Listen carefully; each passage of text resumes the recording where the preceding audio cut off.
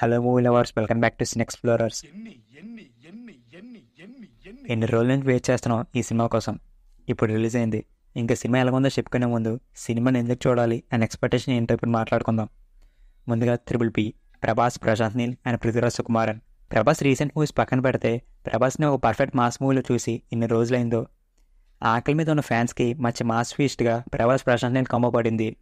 ప్రశాంత్ నీల్ గురించి చెప్పవసరం లేదు. తన హీరోస్ని ఎలా ఎలివేట్ చేస్తారో మన కేజీఎఫ్లో చూసాం. ఇంకా సాలాల్లో మన ప్రభాస్ని ఎలా ఎలివేట్ చేశారో రివ్యూలో మాట్లాడదాం. నెక్స్ట్ పృథ్వీరాజ్ సుకుమారన్. మన కంట్రీలో ఉన్న one of the versatile actor. ప్రభాస్తో పాటు ఈక్వల్ స్క్రీన్ ప్రెజెన్స్ ఉన్న క్యారెక్టర్ చేస్తున్నారు. ట్రైలర్ కట్లో చూస్తే ఒక స్టోరీ లాగా పర్ఫెక్ట్గా కట్ చేశారు. క్యాన్సర్ అనే వరల్డ్ని ఎస్టాబ్లిష్ చేసి తర్వాత హీరోని ఇంట్రడ్యూస్ చేశారు. మంచి డ్రామా అండ్ ఎమోషన్స్ ఉన్నట్టు తెలుస్తుంది. అండ్ ఈ సినిమా చూడడానికి one of the important reason అది మీకు తెలిసిందే కదా.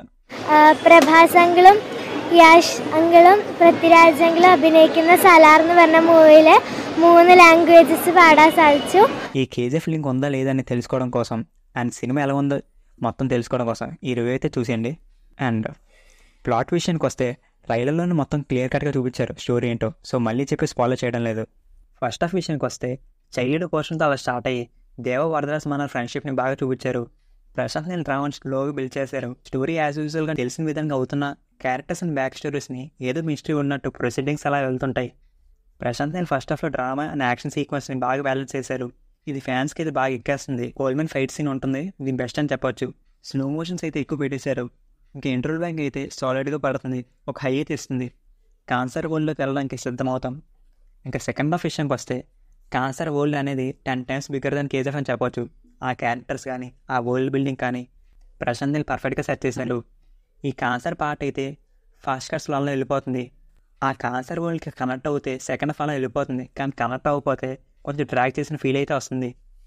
ఈ సెకండ్ హాఫ్లో ఉన్న డ్రామాకి దాన్ని బ్యాక్ చేసే ఎమోషన్స్ని ఇంకా బాగా బిల్డ్ చేసి ఉంటే వేరే విధంగా ఉండేది. సెటప్ బాగా బిల్డ్ చేసిన దాన్ని పే ఆఫ్ ఇవ్వడానికి ఎక్కువ టైం తీసుకున్నారు. క్లైమాక్స్ ఒక మంచి క్లిఫ్ హ్యాంగర్తో ఎండ్ అవుతుంది. క్లైమాక్స్ అంటే ఒక బ్యాంగ్ ఇస్తుందని చెప్పాలి. ఇంకా వీడియోలో ముందు ప్రొసీడ్ అయ్యేందుకు మీకు స్క్రీన్ మీద చూపించిన టాపిక్స్ మీద మీ వీడియోస్ చేస్తున్నాం. అలాగే ఇంట్రెస్ట్ మూవీ అప్డేట్స్ షార్ట్స్లో అప్లోడ్ చేస్తాం. నచ్చితే లైక్ చేసి సబ్స్క్రైబ్ చేయండి. మూవీ అప్డేట్స్ యూట్యూబ్లో కన్నా ట్విట్టర్, ఇన్స్టాగ్రామ్, ఫేస్బుక్లో అఫీషియల్ అనౌన్స్మెంట్ కన్నా ముందు పోస్ట్ చేస్తాం. మీకు ఇంట్రెస్ట్ ఉంటే డిస్క్రిప్షన్లో లింక్ ఉంది, అది క్లిక్ చేసి వెంటనే ఫాలో కొట్టేయండి. మా రేంజ్ ప్రమోషన్స్ అయిపోయి ఇంకా వీడియోలోకి వెళ్ళిపోదాం. ఇంకా లాక్కండి తెగుద్ది, నాకు అదే అనిపిస్తుంది. టెక్నికాలిటీ విషయానికి వస్తే production values and cinematography are excellent. Music by Ravi Basrur, songs బాగున్నాయి అండ్ కొన్ని సీన్స్ని బ్యాక్గ్రౌండ్ స్కోర్తో అలా లేపారు. మన కొన్ని సీన్స్లో అయితే సౌండ్ మిక్సింగ్ అంత బాగా చేయలేదు అనిపించింది.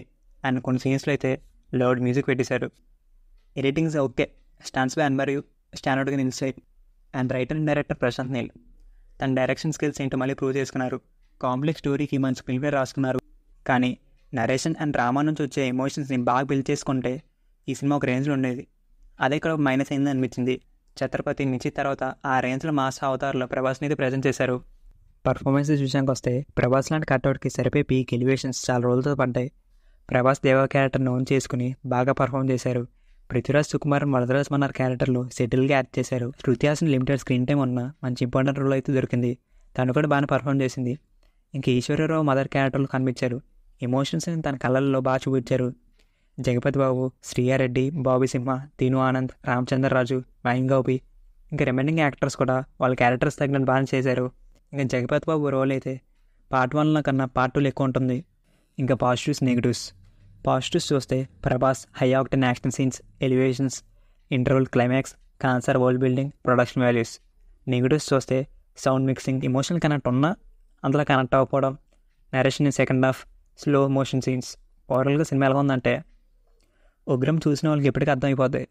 ఫస్ట్ హాఫ్ ఉగ్రంలో ఉన్నట్టు ఉంటుంది. అదే ప్రశాంత్ నీల్ ఆల్రెడీ ఇంటర్వ్యూలు చెప్పేశారు. ఇంకా సెకండ్ హాఫ్ అయితే cancer and real scenes fire ఏంటో తెలుస్తుంది. ఇంకా ఫ్యాన్స్కి అయితే మా స్వీట్ అని చెప్పొచ్చు.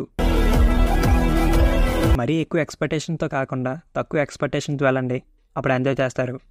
ఇంకా ఒకటే చెప్తున్నా, no KGF crossover, no item song. Yash ఆంగ్లం లేరు, బట్ ప్రభాస్ ఆంగ్లం, పృథ్వీరాజ్ ఆంగ్లం కనిపిస్తారు. ఫాదర్ క్యారెక్టర్ కూడా ఇంట్రడ్యూస్ చేయలేదు.